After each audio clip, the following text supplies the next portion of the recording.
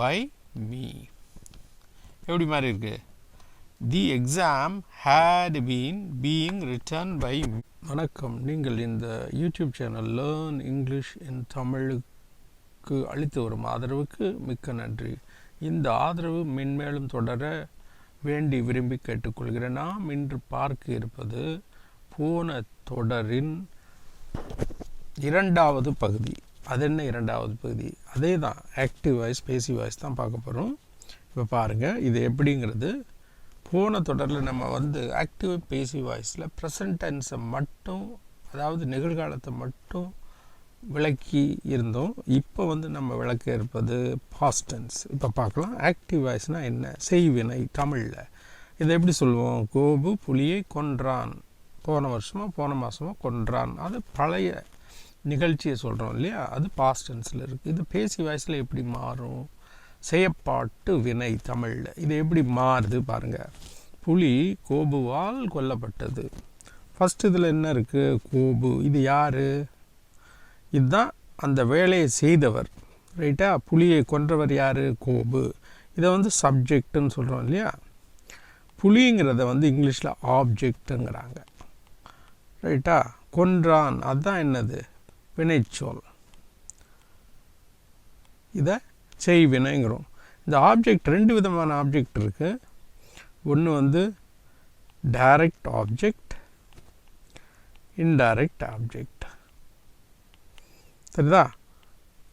நம்ம பெரும்பாலும் யூஸ் பண்ணுறது இந்த தொடரில் நம்ம டைரக்ட் ஆப்ஜெக்டை மட்டும்தான் வச்சு பேசிவ் வாய்ஸ், அதாவது செயற்பாட்டு வினையை விளக்கியிருக்கோம். இன்டைரக்ட் ஆப்ஜெக்டும் ஒன்று தான், ரெண்டுக்கும் வித்தியாசம் ஒன்றும் இல்லை. கோபு எதை கொன்றான் என்ற கேள்விக்கு பதில் எது வருகிறதோ அதுதான் இது என்னது? Direct object.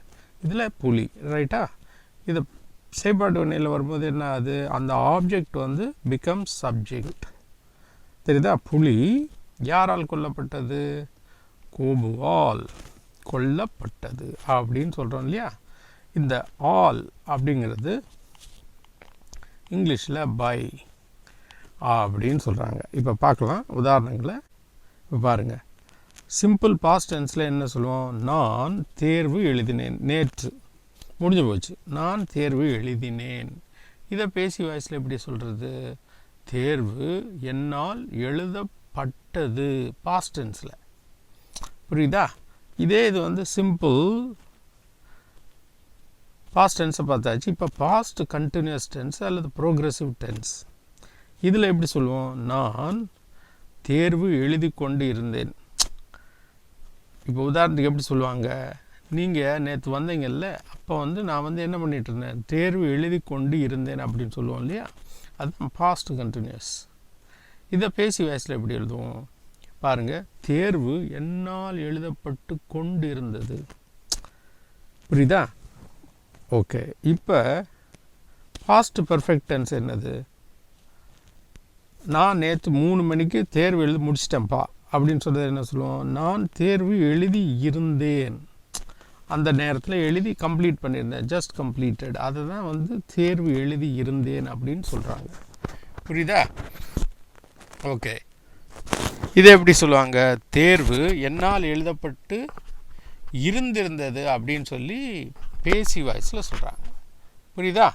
ஓகே. இப்போ பாஸ்ட் பர்ஃபெக்ட் கண்டினியூஸ் அல்லது பாஸ்ட் பர்ஃபெக்ட் ப்ரோக்ரெசிவ் டென்ஸ் எப்படி சொல்லுவாங்க? நான் தேர்வு எழுதி கொண்டு இருந்தேன், எழுதி கொண்டு இருந்திருந்தேன் அப்படின்னு சொல்கிறாங்க. இதை எப்படி மாறும்? தேர்வு என்னால் எழுதப்பட்டு கொண்டு இருந்திருந்தது, பாஸ்டில் சொல்கிறோம். புரியுதா? இதுதான் பாஸ்ட் டென்ஸினுடைய 4 விதமான வாக்கிய அமைப்பு, ஆக்டிவ் வாய்ஸ்லும் பேசி வாய்ஸ்லும். இப்போ இங்கிலீஷில் எப்படி எழுதுறதுன்னு பார்த்துடலாமா? வாங்க. நான் 1, தேர்வு 2, எழுதினேன் போன வாரம் அப்படிங்கிறத சொல்கிறோம்ல. நான் தேர்வு எழுதினேன். இது எப்படி? ஃபஸ்ட்டு என்ன வரும்? நான். தெரியுதா? நான் அப்படின்னு வரும். 2வது எழுதினேன், 3வது தேர்வு, ரைட்டா? இது இங்கிலீஷில் வரும்போது ஐ எழுதுறது, எழுதினேன் ரைட்டுன்னா எழுதுறது, wroteனா past tense. ரைட்டா?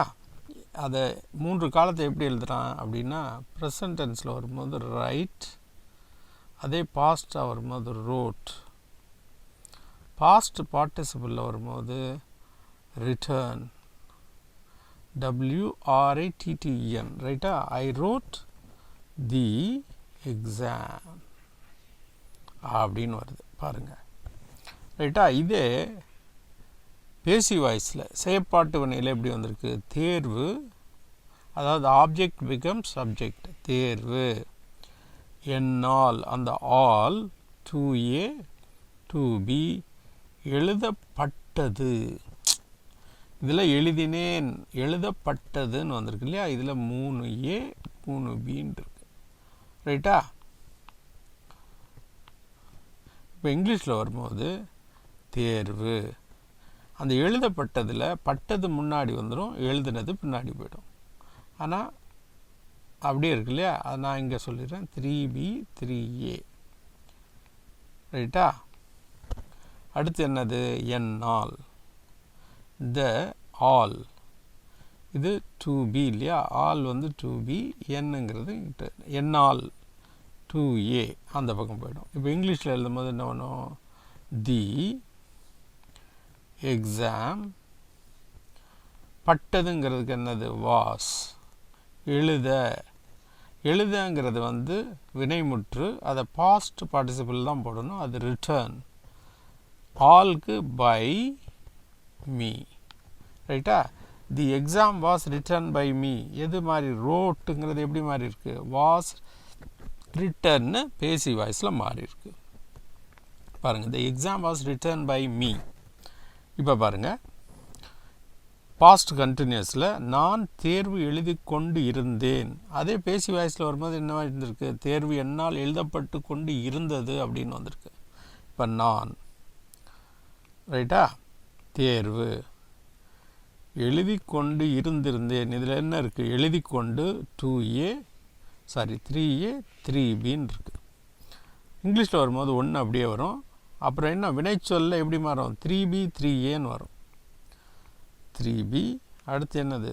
3A, அப்புறம் தேர்வு. ரைட்டா? That is 2. அப்படியே உல்ட்டா வந்திருக்கு பாருங்கள். நான், ஐ இருந்தேன், ஐ வாஸ், எழுதி கொண்டு, எழுதுறதுக்கு என்ன? ரைட், கொண்டுன்னு வந்ததுனால ஐஎன்ஜி சேர்க்கணும் இல்லையா? I was writing the exam. ரைட்டா? பாருங்கள், I was writing the exam. இதே பேசி வாய்ஸில் வரும்போது என்ன வருது? தேர்வு, என்னால் 2A 2B, எழுதப்பட்டு கொண்டு இருந்தது, 2A 2B 2C. இங்கிலீஷில் வரும்போது என்ன வரும்? தேர்வு அப்படியே வரும். அடுத்து என்ன வரும்? வினைச்சொல், இருந்தது, 2C, அப்புறம் என்னது? 2B, அப்புறம் 2A. இதான் என்னது? Past participle. ரைட்டா? இப்போ பாருவோம். அடுத்து என்ன வரும்? என்னால், அது இந்த ஆல் இந்த பக்கம் வந்துடும் இல்லையா? அதனால் 2B 2Aன்னு போடுறேன். ரைட்டா? தி எக்ஸாம், இருந்தது, வாஸ், கொண்டுங்கிறதுக்கு என்ன சொன்னேன் நான்? பி போட்டு ஐஎன்சி போடணும்னு சொன்னேன். பீயிங், எழுதப்பட்டு என்னது? Past participle of write is written இல்லையா? பை மீ அப்படின்னு மாறுது பாருங்க. The exam was being written by me அப்படின்னு மாறி இருக்கு. வாஸ் ரைட்டிங்கிறது எப்படி மாறி இருக்கு? பேசி வாய்ஸில் வரும்போது வாஸ் பீயிங் ரிட்டர்ன் அப்படின்னு மாறி இருக்கு. ரைட்டா? பாஸ்ட் டென்ஸில் இது ரோட்டுங்கிறது எப்படி மாறி இருக்கு? வாஸ் ரிட்டர்ன் அப்படின்னு மாறி இருக்கு. புரியுதா? ஓகே, இப்போ மிச்சத்தையும் பார்த்துடலாம். இது என்ன இருக்குது? Past perfect. நான் தேர்வு எழுதி இருந்தேன், 3A 3B. ரைட்டா? பேசி வாய்ஸில் வரும்போது தேர்வு என்னால் எழுதப்பட்டு இருந்தது, அப்படின்னு சொல்கிறாங்க. ரைட்டா? இப்போ நான் ஃபஸ்ட்டு நான் தான் வரும். அடுத்து வினைச்சொல்ல இருந்தேன் எழுதி அப்படின்னு வரும். ரைட்டா?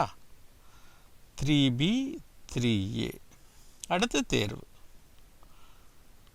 அது வந்து 2 இல்லையா? இப்போ நான் ஐ இருந்தேன், இந்த இடத்துல இருந்தேன்ங்கிறதுக்கு என்ன இங்கிலீஷ்லன்னா ஹேட்.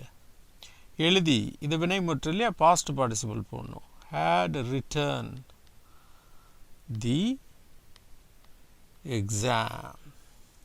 பாருங்க, I had written the exam.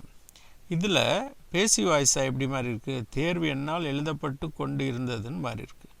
1 என்னால், ஆல் தனி இல்லையா? 2A 2B எழுதப்பட்டு 3A 3B 3C அப்படி மாறி இருக்கு. இதுதான் என்னது? வினைச்சொல். அது எப்படி இங்கிலீஷில் மாறுது? தேர்வு. அடுத்து என்னது? இருந்தது.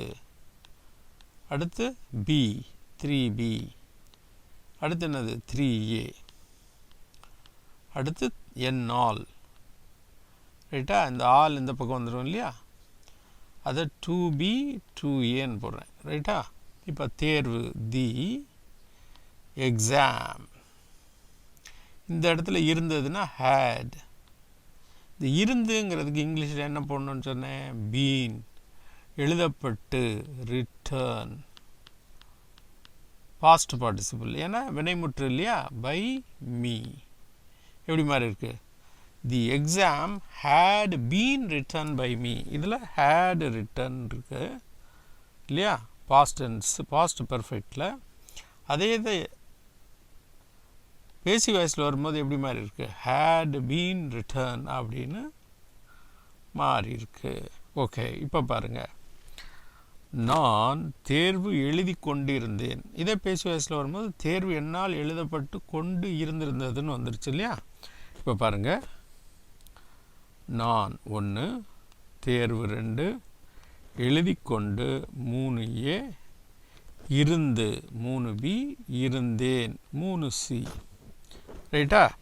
இப்போ பாருங்கள், நான் அடுத்து C வரணும், 3C, அப்புறம் 3B, அப்புறம் 3A. ரைட்டா? அடுத்து தேர்வு. இப்போ இங்கிலீஷில் எப்படி வரும்? ஐ. இந்த இடத்துல இருந்தேன் ஹேட். இருந்துக்கு என்னது? பீன். Had been. எழுதி கொண்டு writing. had been writing the exam. ரைட்டா? I had been writing the exam. புரியுதா? இதே பேசி வாய்ஸில் எப்படி மாதிரி இருக்குது? தேர்வு என்னால், பிரிவு இருக்கு இல்லையா? 2A 2B, எழுதப்பட்டு 3A, கொண்டு 3B, இருந்து 3C 3D. ரைட்டா? இப்போ இங்கிலீஷில் எப்படி வரும்? தேர்வு 3D வரும். அடுத்து 3D 3B 3C, அப்புறம் 3B, அப்புறம் 3A, அப்புறம் அந்த 2 என்னால். ரைட்டா? இப்போ எப்படி வருது? தி எக்ஸாம். இந்த இடத்துல இருந்ததுக்கு என்னது? ஹேட். இருந்துக்கு பீன். இந்த இடத்துல கொண்டுன்னு வர்றதுனால என்ன சொல்லியிருக்கேன் நான்? பி போட்டு ஐஎன்ஜி போட்டுருணும். பீயிங். எழுதப்பட்டுங்கிறதுக்கு என்ன? பாஸ்ட் பார்ட்டிசிபிள், அதாவது வினைமுற்று இல்லையா? அதுக்கு பாஸ்ட் பார்ட்டிசிபிள் பண்ணணும். Written by me. எப்படி மாதிரி இருக்கு? The exam had been being written by me அப்படின்னு மாறி இருக்கு. புரியுதா? Had been writing has become. எப்படி மாதிரி இருக்கு? had been being written by me அப்படின்னு மாறி இருக்கு. இதான் என்ன டென்ஸ்? இது பாஸ்ட் பர்ஃபெக்ட் கண்டினியூஸ் அல்லது பாஸ்ட் பர்ஃபெக்ட் ப்ரோக்ரெசிவ் டென்ஸ். இவ்வளோ தாங்க பாஸ்ட் டென்ஸ். ரொம்ப சிம்பிள் தான். எப்படி மாறுதுங்கிறத மட்டும் பார்த்துக்கோங்க. அவ்வளோதான், முடிஞ்சா? இப்போ இந்த தொடரை பார்த்துக்கிட்டு இருக்க உங்கள் அனைவருக்கும் ஒரு தாழ்மையான வேண்டுகோள். இதை மறக்காமல் இந்த உதவியை செய்யுங்க. தமிழ் வழியில் படிக்கும் மாணவர்கள் அல்லது தமிழ் வழியில் படித்து கல்லூரியில் படித்து கொண்டிருக்கும் கல்லூரி மாணவர்கள் அல்லது ஆங்கிலத்தை கற்க விரும்பும் தமிழ் அன்பர்கள் யாராவது உங்கள் வீட்டுக்கு பக்கத்தில் இருந்தால் அவங்களுக்கு இந்த சேனலை சிறப்பை பற்றி எடுத்து சொல்லுங்கள். இந்த சேனலை நீங்கள் சப்ஸ்கிரைப் பண்ணாமல் இருந்தீங்கன்னா தயவுசெய்து சப்ஸ்கிரைப் பண்ணுங்கள். இந்த சேனலை தமிழ்நாட்டு மக்கள் அனைவருக்கும் போய் சேருவதற்கு